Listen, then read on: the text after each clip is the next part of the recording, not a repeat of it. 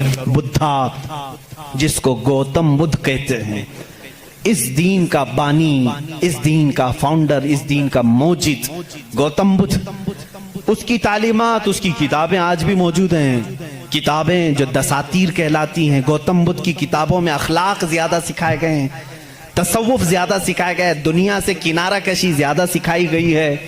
जैसे आज भी गौतम बुद्ध के मानने वाले ये कहते हैं, ईसाइयों में जिस तरह फिरके हुए, इसी तरह बुद्ध मत में भी फिरके हुए। इसमें से जैसे कुछ नंगे रहने वाले, कुछ लोग कपड़े पहनने वाले, कुछ पूरी दुनिया को छोड़ने वाले, कुछ दुनिया में से थोड़ा चखने वाले, सब तरह के हुए। लेकिन गौतम बुद्ध की जो तालीमात थी वो दुनिया से किनारा कशी के लिए थी। गौतम बुद्ध दुनिया का एक बड़ा, उस जमाने में पैरोकार जिसके रहे हों, ऐसा शख्स था।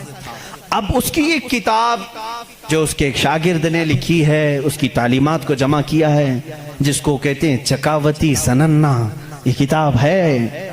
उस किताब में गौतम बुद्ध तालीम दे रहा है, कहता है कि ऐ मेरे चाहने वालों, ऐ मेरे मुरीदों, ऐ मेरे शागिर्दों, सुनो मैं तुम्हें एक बड़ी बात बताता हूँ। कहा मैं एक ही बुद्धा नहीं हूँ, दुनिया में एक बहुत बड़ा बुद्धा आएगा। बुद्धा कहते हैं पाकीज़ा और मुकद्दस आदमी को, मुकद्दस आदमी को बुद्धा उस ज़ुबान में कहा जाता है। एक और बड़ा एक बड़ा बुद्धा आएगा और वो तबलीग करेगा। उसकी तबलीग शुरू में भी उरूज पर होगी और जब फैलेगी तो हजारों की तादाद में होगी। उसने कहा जिस तरह मेरे शागिर्द सैकड़ों में हैं, उसके शागिर्द लाखों में होंगे। बुद्धा ने कहा गौतम बुद्ध ईसा अलैहिस्सलाम से भी 700 साल पहले का है। 700 साल पहले ईसा अलैहिस्सलाम से, मैं तो ईसा अलैहिस्सलाम का जिक्र कर चुका अभी। गौतम बुद्ध की तालीमात में ये है, किताब आज भी है चकावती सनन्ना जिसका मैं जिक्र कर रहा हूं, जिसमें एक लफ्ज उसने कहा कि एक शख्स आएगा जो लोगों के दिलों को बदल देगा, लोगों को बुरे अखलाक से निकालेगा, वो शराब को मना करेगा और वो लोगों की जानों को बचाएगा, वो औरतों की इज्जत करेगा और वो निहायत ही हसीन व जमील होगा। ये सब अल्फाज मौजूद हैं। उसके शागिर्दों ने पूछा अब वो आएगा तो हम उसको कैसे पहचानें? उसने भी एक लफ्ज कहा, उसने कहा वो मैत्रिया होगा। ये वही अल्फाज में बयान कर रहा हूँ, थोड़े खुश्क हैं, इसको समझ लें आप, इसलिए कि मेरी तकरीर वो लोग भी सुनेंगे तो वो चेक करेंगे। मैत्रिया होगा। गौतम बुद्ध कहता है वो आएगा, वो उसको मैत्रिया कहेंगे, मैत्रिया कहेंगे। मैत्रिया का अब लफ्ज का तर्जुमा निकालना पड़ेगा कि क्या है ये, हकीकत में इसका माना क्या है। मैत्रिया का जब अरबी में ट्रांसलेट किया गया तो उसको कहा गया रहमतुल लिल आलमीन। उसने कहा उसको कहा जाएगा मैत्रिया। मैत्री का मतलब हुआ सारे जहानों के लिए जो रहमत होगा। मुझे बताओ मेरे अजीजों, सारे जहानों के लिए रहमत मेरे नबी के अलावा कौन बनकर आया? कुरान कहता वमा अरसलनाका इल्ला रहमतल लिल आलमीन, ए महबूब हमने आपको सारे जहानों के लिए रहमत बना करके भेजा है। गौतम बुद्ध ने फिर जो निशानियां बताई हैं वो हैरत की हैं, हैरत की हैं। उसका एक खादिम था अनंदा नाम से, उस खादिम को लेकर के वो हमेशा चलता था और उसकी वो बड़ी हिफाजत करता था अनंदा। और श्रीलंका की जमीन पर या किसी और इलाके में उसने अनंदा ने पूछा कि तुम जिस मैत्रिया का जिक्र करते हो कि एक बड़ा बुद्धा आएगा, उसकी कुछ निशानियां भी तो बताओ। तो उसने कहा गौतम बुद्ध ने कि मुझे जहां तक मालूम होता है, जिस तरह तू मेरा अनंदा है, इसी तरह वो मैत्रिया का भी एक खादिम होगा जो उसे कंधों पर बिठा करके एक गार तक ले जाएगा।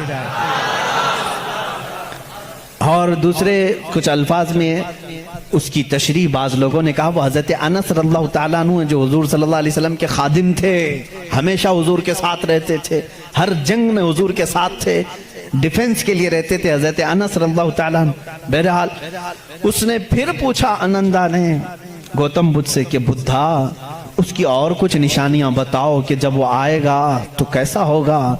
तो उसने कहा कि वो पैदा होगा तो सुबह हो रही होगी, وہ پیدا ہو رہا ہوگا، صبح ہو رہی ہوگی، جس سہانی گھڑی چمکا طیبہ کا چاند۔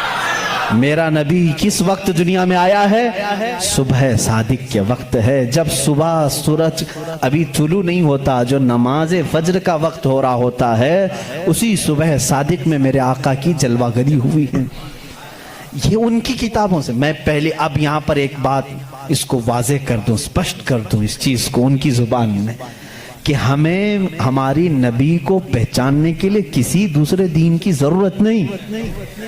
میں اپنے نبی کو رحمت للعالمین تسلیم کرتا ہوں، میرا قرآن کہہ رہا ہے بس مجھے کافی ہے۔ میں تو تم سے کہہ رہا ہوں، ان لوگوں سے جس کو تم مقدس مانتے ہو، چلو ہم انہی کو اٹھا کر تمہیں بتائیں۔ ظاہر سی بات ہے، الفضل لما شہید بہ الاعداء، عربی میں کہا جاتا ہے فضیلت تو اس کی ہے جس کی دشمن بھی گواہی دیتے ہوں۔ اب بدھا یہ کہتا ہے، گوتم بدھ یہ کہتا ہے کہ وہ بدھا آئے گا تو وقت صبح کا ہو رہا ہوگا۔ پھر کہا اس نے کہ اس کی ایک اور علامت میں تمہیں بتاؤں کہ اس کو بہت بڑی بصیرت ملے گی، بہت بڑی بصیرت، نالج اس کے پاس بہت بڑا آئے گا، اتنا بڑا آئے گا کہ وہ اس نالج سے پوری دنیا کو دیکھے گا، اتنا نالج اس کے پاس۔ میں اس کو بصیرت کو نالج کہہ رہا ہوں، اتنی فہم، اتنی ادراک اس کو ملے گی۔ یہ گوتم بدھ کہہ رہا ہے اپنے خادم سے، آنندا سے، کہ اتنی نالج اس کو ملے گی کہ اس سے وہ پوری دنیا کو دیکھے گا اور اسی سے وہ پوری دنیا کے نظام کو چلانے کی بات کرے گا۔ لیکن اس کی علامت یہ کہ یہ ہوگی کہ وہ جو نالج، وہ جو بصیرت اس کو ملے گی اس بدھا کو، وہ رات کے وقت ملے گی۔ وہ کب ملے گی؟ رات کے وقت ملے گی۔ میں یہ کہتا ہوں جس بصیرت کا وہ ذکر کر رہا تھا میرے مصطفیٰ کے لیے، وہ قرآن پاک ہے، اور وہ نازل ہوا ہے۔ قرآن خود کہتا ہے اِنَّا أَنزَلْنَاهُ فِي لَيْلَةِ الْقَدْرِ، ہم نے قرآن کو نازل کیا ہے۔ کب نازل کیا ہے؟ لیلۃ القدر میں، رات کے وقت نازل کیا ہے۔ گوتم بدھ کہہ رہا ہے اسے ایک بصیرت ملے گی، بہت بڑی نالج ملے گی، اور وہ رات کے وقت ملے گی، اور وہ رات بہت چمکدار ہوگی۔ وہی تو ہمارا قرآن کہہ رہا ہے لیلۃ القدر خیر من الف شہر، اس رات کو تم کیا جانو، وہ ایک رات 1000 مہینوں سے بہتر ہے۔ رات کے وقت بصیرت ملی۔ تیسری اور ایک اس نے علامت بتائی، اس کے خادموں نے بہت پوچھا، انہوں نے پوچھا اچھا کیا، باقی بدھوں کے لیے پوچھا، اور اس نے کہا کہ اس کی ایک اور علامت تم دیکھو کہ وہ مائتریہ جو ہے، وہ جو سب سے بڑا بدھا ہوگا، وہ جب دنیا سے جا رہا ہوگا تو وہ بھی رات کا وقت ہوگا، دنیا سے جا رہا ہوگا وہ بھی رات کا وقت ہوگا، لیکن اس کے چلے جانے کے بعد کوئی اس جیسا بدھا قیامت باقی کبھی نہیں آئے گا۔ السلام علیکم ورحمۃ اللہ وبرکاتہ۔ دوستو، اس ویڈیو کو آپ نے پورا دیکھا اور سنا، مفتی سلمان اظہری صاحب کے بیان کو آپ نے اچھی طریقے سے سنا۔ دوستو، ہم خوش نصیب ہیں کہ اللہ تبارک و تعالیٰ نے ہمیں مسلمان بنایا، اور سب سے بڑی فخر کی بات ہمارے لیے یہ ہے کہ پیارے نبی صلی اللہ تعالیٰ علیہ وآلہ وسلم کی امت میں پیدا فرمایا، کیونکہ وہ ہر عالم کے لیے رحمت ہیں، کسی عالم میں رہ جاتے، یہ ان کی مہربانی ہے کہ یہ عالم پسند آیا۔